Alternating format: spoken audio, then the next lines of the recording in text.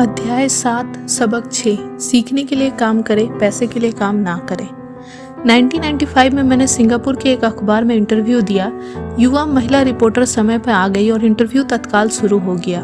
हम एक आलीशान होटल की लॉबी में कॉफ़ी की चुस्कियाँ ले रहे थे और मेरी सिंगापुर यात्रा के उद्देश्य पर चर्चा कर रहे थे। मैं प्लेटफॉर्म पे जिग जिगलर के साथ बैठने वाला था। वे प्रेरणा पर चर्चा करने वाले थे और मैं अमीरों के रहस्य पर बोलने वाला था। एक दिन मैं भी आपकी ही तरह बेस्ट सेलिंग लेखक बनना चाहती हूँ, उस महिला ने कहा। मैंने उसके कई लेख पढ़े थे और मैं उनसे प्रभावित हुआ था। उनकी लेखन शैली दमदार और स्पष्ट थी। उसके लेखों में पाठकों की रुचि जगाने की क्षमता थी। आपकी शैली बहुत बढ़िया है, मैंने जवाब में कहा।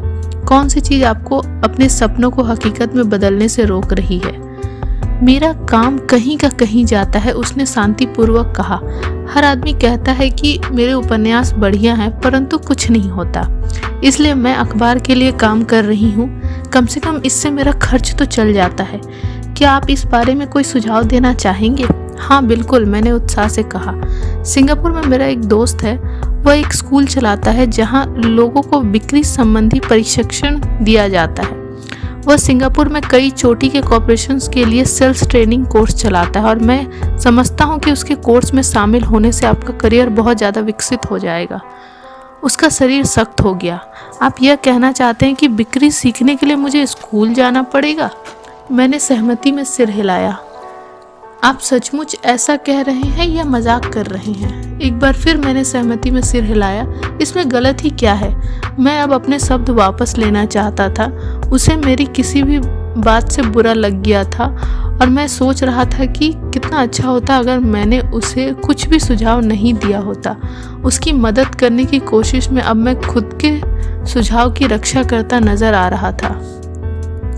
मेरे पास अंग्रेजी साहित्य की मास्टर्स डिग्री है। मैं सेल्समैन बनना सीखने के लिए स्कूल क्यों जाऊं? मैं एक प्रोफेशनल हूँ। मैं एक प्रोफेशनल में प्रशिक्षित होने के लिए स्कूल गई थी ताकि मुझे सेल्समैन ना बनना पड़े। मैं सेल्समैनों से नफरत करती हूँ। उन्हें केवल पैसा चाहिए होता है। तो आप मुझे बताएं कि मैं सेल्स का अध्ययन क्यों करूँ? अब वह अपना ब्रीफकेस ताकत से बंद कर रही थी। इंटरव्यू खत्म हो गया था। कॉफ़ी टेबल पर मेरी एक बेस्ट सेलिंग बुक रखी हुई थी। मैंने उसे उठाया और उस महिला द्वारा लिखे गए नोट्स को भी अपने दूसरे हाथ में रखा। क्या आप इसे देख सकती हैं? मैंने उसके नोट्स की तरफ इशारा किया। उसने अपने नोट्स पर नज़र डाली। क्या? उसने उलझन में कहा। एक बार फिर मैंने उसके नोट्स की तरफ जानबूझकर इशारा किया। उसके पैड पर उसने लिखा था, रॉबर्ट कियोसाकी बेस्ट सेलिंग लेखक। यहाँ पर बेस्ट सेलिंग लेखक लिखा हुआ है, न कि बेस्ट राइटिंग लेखक। उसकी आंखें तत्काल फैल गई। मैं बहुत बुरा लेखक हूँ। आप बहुत बढ़िया लेखिका हैं। मैं सेल्स स्कूल गया हूँ। आपके पास मास्टर्स डिग्री है। दोनों को इकट्ठा कर लें तो आप एक बेस्ट सेलिंग लेखिका और बेस्ट राइटिंग लेखिका बन सकती हैं। उसकी आंखों में गुस्सा था। मैंने कभी इतनी नीचे नहीं गिरूंगी कि बिक्री सीखने के लिए प्रशिक्षण लूं। आप जैसे लोगों को तो लिखना ही नहीं चाहिए। मैं एक प्रोफेशनल लेखिका हूं और आप एक सेल्समैन हैं। यह सही नहीं है। उसने अपने बाकी के नोट्स भी समेट लिए और वह सिंगापुर की उस नम सुबह में तेजी से बाहर चली गई। कम से कम उसने अगले दिन मुझे एक अच्छा कवरेज दिया। दुनिया स्मार्ट, गुणी, शिक्षित और प्रतिभा संपन्न लोगों से भरी हुई है। हम उनसे हर दिन मिलते हैं। वे हमारे चारों तरफ है। कुछ दिनों पहले मेरी कार में कुछ गड़बड़ आ गई थी। मैं एक गैरेज में गया और युवा मैकेनिक ने उसे कुछ मिनटों में ही ठीक कर दिया। इंजन की आवाज़ सुनकर ही उसे समझ आ गया था कि गड़बड़ कहाँ थी। मैं हैरान था। दुखद सच तो यह है कि प्रतिभा ही पर्याप्त नहीं होती। मुझे लगातार यह देख कर झटका लगता है कि प्रतिभा संपन्न लोग कितना कम कमा पाते हैं। मैंने अभी हाल ही में सुना है कि 5% से भी कम अमेरिकी एक साल में $1,00,000 से ज़्यादा कमा पाते हैं। मैं ऐसे प्रतिभाशाली और उच्च शिक्षित लोगों से मिला हूँ जो एक साल में $20,000 से भी कम कमा पाते हैं। मेडिकल व्यवसाय में विशेषज्ञता रखने वाला एक व्यावसायिक सलाहकार मुझे बता रहा था कि कितने डॉक्टर, दंत चिकित्सक और दूसरे लोग पैसे की समस्या से जूझ रहे हैं। और मेरी सोच यह थी कि एक बार डॉक्टर बनने के बाद तो पैसा उनके घर बरसने लगता होगा। इस व्यावसायिक सलाहकार ने मुझे एक बढ़िया वाक्य दिया। वे भारी दौलत से सिर्फ एक दक्षता दूर हैं। इस वाक्य का यह मतलब है कि ज़्यादातर लोगों को केवल एक और दक्षता सीखने की ज़रूरत होती है और इसके बाद उनकी आमदनी अपने आप बहुत ज़्यादा बढ़ जाएगी। मैं यह पहले ही बता चुका हूँ कि फाइनेंशियल बुद्धि, अकाउंटिंग, निवेश, मार्केटिंग और कानूनिया का समन्वय है। यह 4 तकनीकी दक्षताओं को मिला दे और पैसे से पैसा बनाना ज़्यादा आसान हो जाएगा। जब पैसे की बात आती है तो ज़्यादातर लोगों को केवल ज़्यादा कड़ी मेहनत करने की दक्षता होती है। दक्षताओं का समय का एक अच्छा उदाहरण अखबार की उस रिपोर्टर का है। अगर वह सेल्स और मार्केटिंग के क्षेत्र में दक्षता हासिल कर ले तो उसकी आमदनी हवा से बातें कर सकती है। अगर मैं उसकी जगह होता तो मैं एडवर्टाइज, कॉपीराइटिंग और सेल्स के कोर्स में शामिल हो जाता। फिर अखबार में काम करने की बजाय मैं किसी एडवर्टाइजिंग एजेंसी में नौकरी खोजी होती। चाहे इस काम में वेतन कम भी मिलता, परंतु इससे वह यह सीख जाती कि सफल एडवर्टाइजिंग की प्रस्तुति होने वाले शॉर्टकट का प्रयोग किस तरह होता है। उसे अपना कुछ समय जनसंपर्क में भी देना होता, जो एक महत्वपूर्ण दक्षता है। वह यह भी सीखती कि मुफ्त प्रचार में किस तरह लाखों कमाए जाते हैं और फिर रातों में और सप्ताहांतों में वह अपना महान उपन्यास पूरा कर सकती थी। जब वह पूरा हो जाता तो वह अपनी पुस्तक को बेचने के लिए और ज़्यादा अच्छी स्थिति में होती। फिर कुछ ही समय में वह एक बेस्ट सेलिंग लेखिका हो सकती थी। जब मैंने अपनी पहली पुस्तक if you want to be rich and happy don't go to school छपवाई तो एक प्रकाशक ने यह सुझाव दिया कि मैं शीर्षक को बदलकर द इकोनॉमिक्स ऑफ एजुकेशन कर दूं। मैंने प्रकाशक से साफ कह दिया कि इस तरह के शीर्षक से पुस्तक की कुल 2 ही प्रतियां ही बिकेंगी। एक तो मेरा परिवार खरीदेगा और दूसरा मेरा सबसे अच्छा दोस्त। दिक्कत यह है कि वे दोनों ही इसे मुफ्त में पाने की आशा करेंगे। If you want to be rich and happy don't go to school शीर्षक को जानबूझकर चुटीला बनाया गया था, क्योंकि मैं जानता था कि ऐसा करने से इसे अत्यधिक प्रचार मिल जाएगा। मैं शिक्षा का समर्थक हूँ और शिक्षा के सुधार में विश्वास करता हूँ, अन्यथा मैं अपने पुरातन पंथी शिक्षा तंत्र को बदलने की बार बार मांग क्यों करता। इसलिए मैं एक ऐसा टाइटल चुना जो टीवी और रेडियो शो पर ज़्यादा प्रसारित हो सकता था, इसीलिए सिर्फ क्योंकि मैं विवादास्पद होने से नहीं डरता। कई लोगों का विचार था कि मैं कोई फ्रूट केक था, परंतु पुस्तक बिकी और बहुत बिकी। जब मैं यूएस मर्चेंट मरीन एकेडमी से 1969 में ग्रेजुएट हुआ तो मेरे पढ़े लिखे डैडी खुश हुए। स्टैंडर्ड ऑयल ऑफ कैलिफोर्निया ने मुझे अपने ऑयल टैंकर फ्लीट में काम दे दिया। मैं 3rd मेट था और हालांकि मेरी तनख्वाह मेरी सहपाठियों की तुलना में कम थी, परंतु कॉलेज के बाद पहले काम के हिसाब से ठीक थी। मेरी शुरुआती तनख्वाह $42,000 प्रति वर्ष थी, जिसमें ओवर टाइम भी शामिल था और मुझे केवल 7 महीने काम करना पड़ता था। बाकी के 5 महीने मेरी छुट्टियां होती थी। अगर मैं चाहता तो मैं एक सहायक शिपिंग कंपनी के साथ वियतनाम जा सकता था और अपनी 5 महीने की छुट्टियों के बदले अपनी तनख्वाह दुगनी कर सकता था। मेरे सामने एक बहुत बढ़िया करियर था, परंतु मैंने 6 महीने बाद ही इस्तीफा दे दिया और मरीन कॉर्प्स में भर्ती हो गया ताकि मैं हवाई जहाज़ उड़ाना सीख सकूं। मेरे पढ़े लिखे डैडी का दिल टूट गया। अमीर डैडी ने मुझे बधाइयाँ दी। स्कूल और नौकरी में विशेषज्ञता का विचार एक लोकप्रिय विचार है, यानी कि ज़्यादा धन कमाने के लिए या प्रमोशन हासिल करने के लिए आपको विशेषज्ञता हासिल करने की ज़रूरत है। इसलिए मेडिकल डॉक्टर्स तत्काल बाल रोग विशेषज्ञ या अस्थि रोग विशेषज्ञ जैसी विशेषज्ञता हासिल करने में जुट जाते हैं। यही अकाउंटेंट्स, आर्किटेक्ट्स, वकीलों, पायलटों और बाकी लोगों के बारे में सही है। मेरे पढ़े लिखे डैडी इसी विचारधारा में विश्वास रखते थे, इसीलिए वे डॉक्टरेट मिलने के बाद रोमांचित हो गए थे। वे अक्सर यह मानते थे कि स्कूल में ऐसे लोगों का सम्मान किया जाता है जो कम से कम चीज़ों के बारे में ज़्यादा से ज़्यादा पढ़ते हैं। अमीर डैडी मुझे इसका ठीक उल्टा करने के लिए प्रोत्साहित करते थे। आपको हर चीज़ के बारे में थोड़ा थोड़ा पता होना चाहिए, यह उनका सुझाव था। इसलिए मैंने उनकी कंपनियों में कई विभागों में सालों तक काम किया। कुछ समय के लिए मैंने उनके अकाउंटिंग डिपार्टमेंट में काम किया। हालांकि मैं कभी अकाउंटेंट नहीं बन सकता था, परंतु वे चाहते थे कि मैं उस विभाग में रहकर उसके बारे में मोटी मोटी बातें समझ लूँ। अमीर डैडी जानते थे कि मैं वहाँ की शब्दावली को पकड़ लूँगा और यह भी समझ लूँगा कि क्या महत्वपूर्ण होता है और क्या नहीं। मैं एक बस बॉय और कंस्ट्रक्शन वर्कर के रूप में भी काम कर चुका हूँ और सेल्स और रिजर्वेशन के मार्केटिंग में भी। वे मुझे और माइक को सीढ़ी दर सीढ़ी सिखा रहे थे, इसलिए वे चाहते थे कि हम लोग उनके बैंकर्स, वकीलों, अकाउंटेंट्स और ब्रोकर्स के साथ बैठ के भाग लें। वे चाहते थे कि हम लोग उनके साम्राज्य के हर पहलू के बारे में थोड़ी बहुत जानकारी रखें। जब मैंने स्टैंडर्ड ऑयल की अच्छी तनख्वाह वाली नौकरी छोड़ी तो मेरे पढ़े लिखे डैडी ने मुझसे दिल खोलकर बातें की। उन्हें कुछ समझ में नहीं आ रहा था। वे मेरे निर्णय के पीछे के कारण को नहीं समझ पा रहे थे, क्योंकि जिस नौकरी से मैंने इस्तीफ़ा दिया था उसमें तनख्वाह अच्छी थी, फ़ायदे बहुत थे, खाली समय भी बहुत मिलता था और प्रमोशन के भी अच्छे अवसर थे। जब एक शाम को उन्होंने मुझसे पूछा, तुमने नौकरी क्यों छोड़ दी, तो मैं लाख कोशिश करने के बाद भी उन्हें इसका कारण नहीं समझा सका। मेरे तर्क उनके तर्क के दायरे में फिट नहीं हो पा रहे थे। समस्या यह थी कि मेरा तर्क मेरे अमीर डैडी का तर्क था। मेरे पढ़े लिखे डैडी के लिए नौकरी की सुरक्षा ही सब कुछ थी, मेरे अमीर डैडी के लिए सीखना ही सब कुछ था। पढ़े लिखे डैडी का विचार था कि मैं शिप का ऑफिसर बनने की शिक्षा ग्रहण करने स्कूल गया था। अमीर डैडी जानते थे कि मैं अंतर्राष्ट्रीय व्यापार के अध्ययन के लिए स्कूल गया था। तो एक विद्यार्थी की तरह मैं सुदूर पूर्व और साउथ पैसिफिक जाने वाले जहाज़ों पर, बड़े फ्रंट्स पर, ऑयल टैंकरों और यात्री जहाज़ों पर काम करता रहा। अमीर डैडी इस बात पर जोर देते थे कि मैं यूरोप की तरफ जाने वाले जहाज़ों की बजाय प्रशांत महासागर पर अपना ध्यान केंद्रित करूं, क्योंकि भविष्य के देश एशिया में है, यूरोप में नहीं। जबकि मेरे ज़्यादातर सहपाठी, जिनमें माइक भी शामिल था, अपने घरों पर पार्टी और मौज मस्ती करते थे। जब मैं Japan, Taiwan, Thailand, Singapore, Hong Kong, Vietnam, Korea, Tahiti, Samoa और फिलीपाइंस में व्यवसाय, लोगों, बिजनेस की शैलियों और सांस्कृतिकों का अध्ययन करता था, मैं भी पार्टी कर रहा होता था, परंतु अपने घर पे नहीं।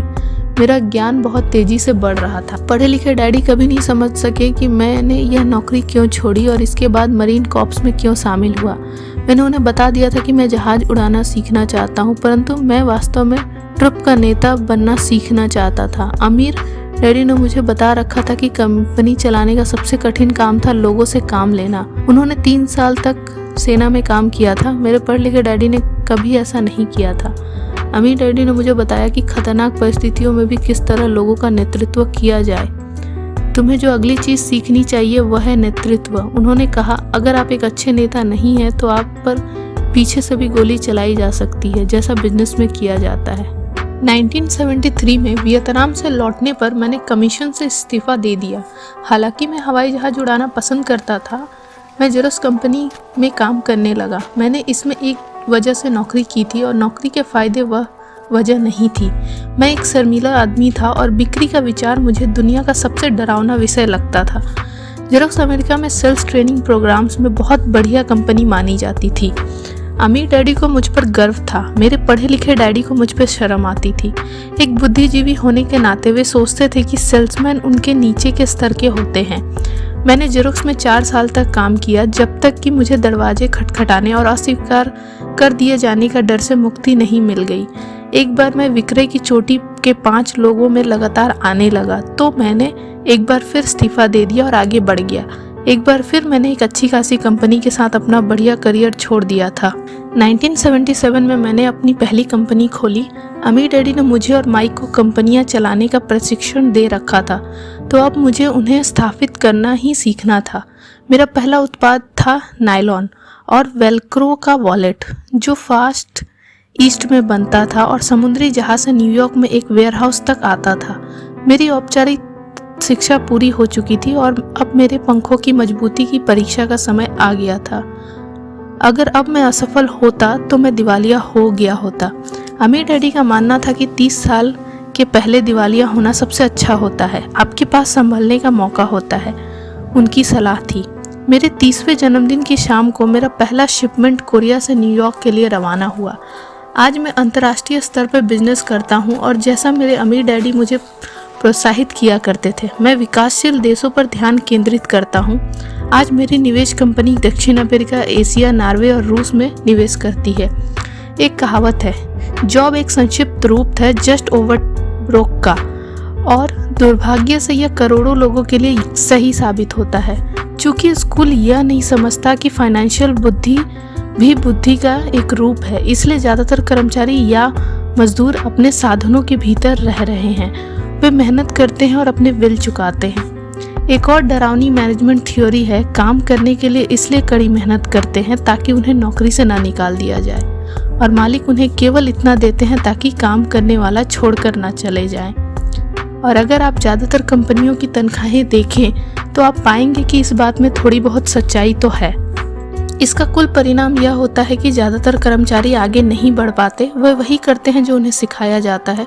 सुरक्षित नौकरी खोज लो, ज़्यादातर काम करने वाले कम समय के पुरस्कारों जैसे वेतन और दूसरे फायदों के लिए काम करते हैं, परंतु दीर्घकालीन दृष्टि से यह उनके लिए घाटे का सौदा साबित होता है। इसके बजाय मैं युवा लोगों को यही सलाह दूंगा कि नौकरी खोजते समय वे इस बात का कम ध्यान दें कि वे कितना कमा रहे हैं और इस बात का ज़्यादा ध्यान दें कि वे कितना सीख रहे हैं। रास्ते पर आगे की तरफ देखकर यह तय करें कि किसी खास प्रोफेशन को चुनने के पहले और चूहा दौड़ में फंसने से पहले वे कितनी दक्षताओं में पारंगत होना चाहते हैं।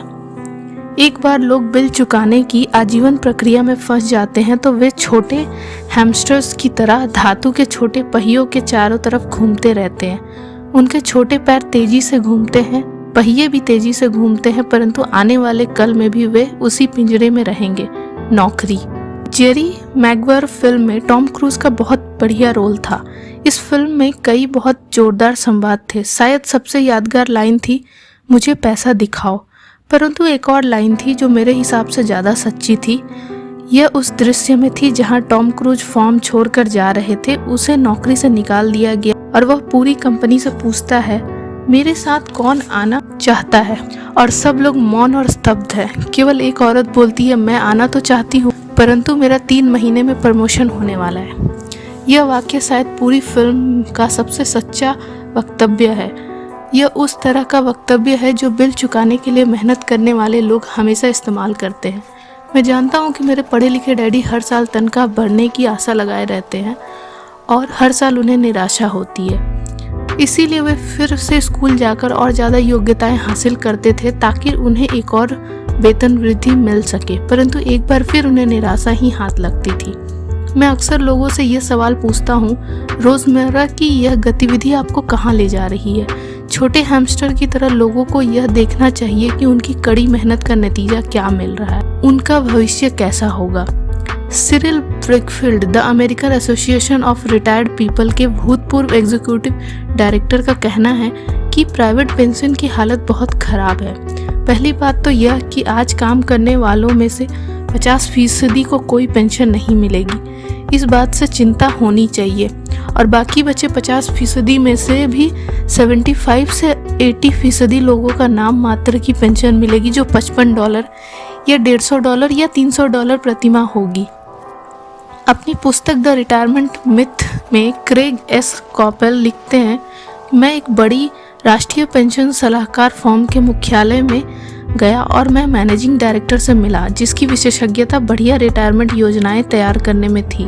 जब मैंने उनसे पूछा कि छोटे ऑफिसों में काम करने वाले लोगों को पेंशन से कितनी आमदनी की उम्मीद करनी चाहिए, तो उसने विश्वास भरी मुस्कुराहट के साथ कहा, सिल्वर बुलेट। सिल्वर बुलेट का क्या मतलब होता है? मैंने पूछा। उसने अपने कंधे उचकाए। अगर बुजुर्गों को लगता है कि बुढ़ापे में उनके पास जिंदा रहने के लिए पर्याप्त धन नहीं है तो वे अपने आप को गोली से मार सकते हैं। कॉपेल इसके बाद पुराने रिटायरमेंट प्लान और ज़्यादा खतरनाक नए 401k प्लान के अंतर को स्पष्ट करते हैं। ज़्यादातर काम करने वालों के लिए यह कोई सुखद तस्वीर नहीं है, और यह तो हुई रिटायरमेंट की बात। जब इस तस्वीर में मेडिकल फीस और दीर्घकालीन नर्सिंग होम सुविधा को जोड़ा जाता है तो तस्वीर डौनी हो जाती है। उनकी 1995 की पुस्तक में वे बताते हैं कि नर्सिंग होम की फीस $30,000 प्रतिवर्ष से $1,25,000 प्रतिवर्ष है। वे अपने इलाके के साफ सुथरे परंतु साधारण नर्सिंग होम में गए और उन्होंने 1995 में कीमत को $88,000 पाया। आज भी समाजवादी चिकित्सा वाले देशों में कई अस्पतालों में कई कड़े फैसले लेने होते हैं, जैसे कौन जिएगा और कौन मरेगा। यह वे फैसले विशुद्ध रूप से इस आधार पर लेते हैं कि उनके पास कितना पैसा है और मरीज कितने वृद्ध है। अगर मरीज वृद्ध है तो वे अक्सर मेडिकल केयर को अपेक्षाकृत युवा व्यक्ति को दे देते हैं। बूढ़ा गरीब मरीज लाइन में सबसे पीछे खड़ा रहता है। तो जिस तरह अमीर लोग बेहतर शिक्षा हासिल कर सकते हैं, उसी तरह अमीर लोग अपने आप को जिंदा भी रख सकते हैं, जबकि जिनके पास दौलत नहीं है वे मर जाएंगे। तो मैं हैरान हो जाता हूँ कि क्या कर्मचारी भविष्य में देख पा रहे हैं, या उनकी भविष्य दृष्टि केवल उनकी अगली तनख्वाह तक ही जाती है और वे अपने आप से कभी दूरगामी भविष्य के बारे में सवाल ही नहीं करते। जब मैं ज़्यादा पैसा कमाने की इच्छा रखने वाले वयस्कों के सामने बोलता हूँ तो मैं हमेशा एक ही चीज़ की सलाह देता हूँ। मैं यह सुझाव देता हूँ कि वे अपने जीवन के बारे में एक लंबा दृष्टिकोण रखें केवल पैसे और सुरक्षा के लिए काम करने की बजाय, जो हालांकि महत्वपूर्ण है, मैं सुझाव देता हूँ कि वे एक और काम करने लगे जो उन्हें एक और दक्षता सिखा दे।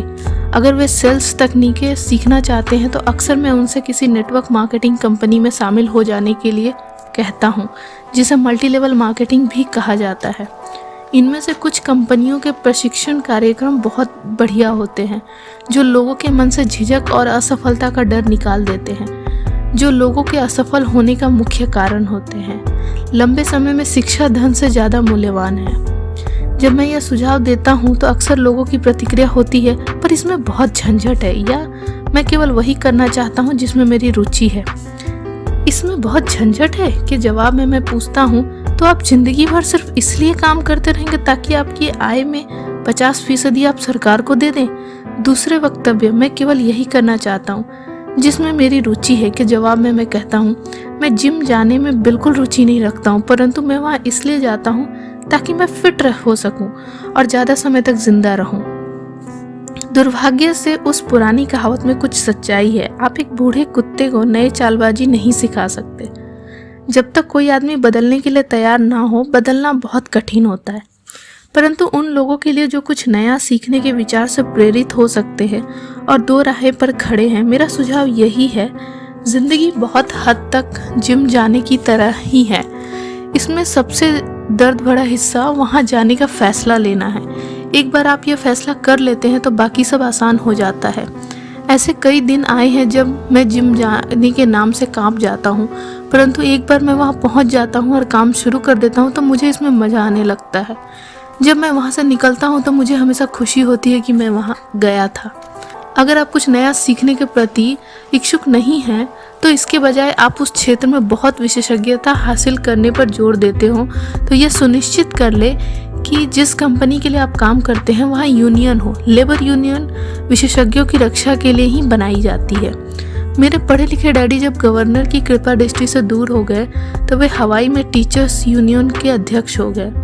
उन्होंने मुझे बताया कि यह उनके द्वारा किया गया सबसे कठिन काम था। मेरे अमीर डैडी ने दूसरी ओर जिंदगी भर यह कोशिश की कि उनकी कंपनियों में यूनियन ना बन पाए। वे सफल हुए। हालांकि यूनियन काफ़ी करीब आ गई थी, परंतु अमीर डैडी हमेशा उन्हें दूर रखने में कामयाब हो जाते थे। व्यक्तिगत रूप से मैं किसी का पक्ष नहीं लेता, क्योंकि मुझे दोनों ही बातों में फ़ायदे दिखते हैं और उनकी ज़रूरत दिखती है। अगर आप स्कूल द्वारा सुझाए रास्ते पर चलते हैं, उच्च विशेषज्ञता हासिल करते हैं, तो फिर आप यूनियन की सुरक्षा में चले जाएंगे। उदाहरण के लिए, अगर मैं अपने हवाई जहाज़ उड़ाने के करियर में गया होता तो मैं ऐसी कंपनी पसंद की होती जिसकी पायलट यूनियन बहुत तगड़ी होती। क्यों? क्योंकि मेरा जिंदगी केवल एक दक्षता को सीखने के लिए समर्पित होती, जिसका मूल्य केवल एक उद्योग में ही हो सकता था। अगर मुझे उस उद्योग से निकाल दिया गया होता तो मेरे जीवन की दक्षताएं किसी दूसरे उद्योग में उतनी बहुमूल्य नहीं होती। अगर किसी वरिष्ठ पायलट को निकाल दिया जाए जिसके पास हवाई उड़ान का 1 लाख घंटे का अनुभव हो और जो हर साल $1,50,000 कमा रहा हो, उसे स्कूल टीचिंग में इतनी ज़्यादा कमाई वाला बराबरी का काम ढूंढने में बहुत दिक्कत आएगी। दक्षताएं एक उद्योग से दूसरे उद्योग में ट्रांसफ़र नहीं होती, क्योंकि एयरलाइन उद्योग में जिन दक्षताओं की ज़रूरत होती है और जिसके लिए पायलटों को ज़्यादा वेतन दिया जाता है, वे स्कूल सिस्टम में उतनी महत्वपूर्ण नहीं होती।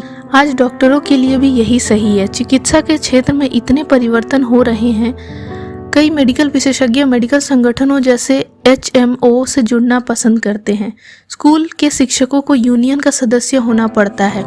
आज अमेरिका में टीचर्स की यूनियन सबसे बड़ी और अमीर लेबर यूनियन है। NEA यानी नेशनल एजुकेशन एसोसिएशन के पास बहुत ज़्यादा राजनीतिक प्रभाव है। शिक्षकों को अपना यूनियन की सुरक्षा की ज़रूरत होती है, क्योंकि शिक्षा के बाहर उनकी दक्षताओं का मूल्य अपेक्षाकृत काफ़ी कम होता है। तो नियम यह है, उच्च विशेषज्ञता हासिल करो और यूनियन बना लो। स्मार्ट लोग यही करते हैं। जब मैं अपनी कक्षा से पूछता हूँ, आप में से कितने मैकडॉनल्ड से अच्छा हैमबर्गर बना लेते हैं, तो लगभग सभी विद्यार्थी अपने हाथ खड़े कर देते। मैं फिर पूछता हूँ, अगर आप में से ज़्यादातर बेहतर हैमबर्गर बना लेते हैं, तो ऐसा क्यों होता है कि मैकडॉनल्ड आपसे ज़्यादा पैसा बना लेता है? जवाब साफ है, मैकडॉनल्ड बिजनेस सिस्टम में आपसे अच्छा है। ज़्यादातर प्रतिभाशाली लोग सिर्फ इसलिए गरीब होते हैं क्योंकि वे अपना सारा ध्यान बेहतर हैमबर्गर बनाने में लगाते हैं और बिजनेस सिस्टम के बारे में कुछ नहीं जानते। हवाई में मेरा एक दोस्त है जो एक महान कलाकार है। वह काफ़ी पैसा कमा लेता है। एक दिन उसकी माँ के वकील ने उसे बताया कि उसकी माँ ने अपने पुत्र के नाम पर $35,000 छोड़े हैं। यह रकम सरकार और वकीलों द्वारा अपना हिस्सा लेने के बाद बची थी। तत्काल उसने इस पैसे से विज्ञापन करके अपना व्यवसाय को बढ़ाने का सोचा। 2 महीने के बाद उसका पहला पूरे पेज का रंगीन विज्ञापन एक महंगी पत्रिका में प्रकाशित हुआ जिसके पाठक बहुत अमीर लोग थे। यह विज्ञापन 3 महीने तक चला। उसे विज्ञापन के प्रत्युत्तर में कोई जवाब नहीं मिला और उसकी सारी पूंजी इस विज्ञापन में खत्म हो गई। अब वह पत्रिका पर दावा ठोकना चाहता है। यह एक ऐसे आदमी का सामान्य उदाहरण है जो केवल एक बेहतरीन हैमबर्गर बना सकता है परंतु बिजनेस की बिल्कुल समझ नहीं रखता है। जब मैंने उससे पूछा कि उसने क्या सीखा तो उसका जवाब केवल यही था कि विज्ञापन करने वाले लोग धोखेबाज होते हैं। मैंने फिर उससे पूछा कि क्या वह सेल्स में या डायरेक्ट मार्केटिंग में कोई कोर्स करना चाहता है तो उसका जवाब था, मेरे पास समय नहीं और मैं अपना पैसा बर्बाद करना नहीं चाहता। दुनिया प्रतिभा संपन्न गरीब लोगों से भरी है। अक्सर वे या तो गरीब है या फिर पैसे की समस्या से जूझ रहे हैं या अपनी क्षमताओं से कम पैसा कमा रहे हैं और इसका जिम्मेदार उनके ज्ञान का विषय नहीं है बल्कि उनका अज्ञान है। वे एक बेहतर हैमबर्गर बनाने की दक्षता को पैना करने में ही लगे रहते और हैमबर्गर को बेचने और उसे घर तक पहुंचाने की दक्षता पर बिल्कुल भी ध्यान नहीं देते। शायद मैकडॉनल्ड सबसे अच्छे हैमबर्गर नहीं बनाता है परंतु वो एक मूलभूत रूप से औसत हैमबर्गर को बेचने और उसे घर तक पहुंचाने में सर्वश्रेष्ठ है। गरीब डैडी चाहते थे कि मैं विशेषज्ञता हासिल करूं। उनका विचार था कि अगर मैं ऐसा करूंगा तो मुझे ज़्यादा वेतन मिलेगा। हालांकि उन्हें हवाई के गवर्नर ने साफ कह दिया था कि वे राज्य सरकार के लिए अब काम नहीं कर सकते। फिर भी मेरे पढ़े लिखे डैडी ने मुझे विशेषज्ञता हासिल करने के लिए प्रोत्साहित किया करते थे।